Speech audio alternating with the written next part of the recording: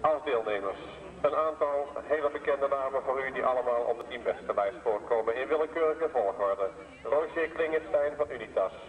Zijn clubgenoten Bravo. Van de AV Holland Martien van der Hoorn. Van AHC uit Amsterdam Gerard van Lent, Frans Thuis, Hans Koeleman en Rob Brouwer.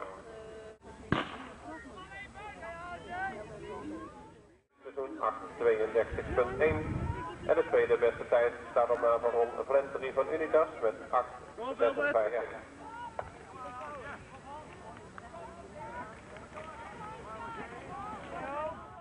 Te wachten, Erik de Bruin van harte.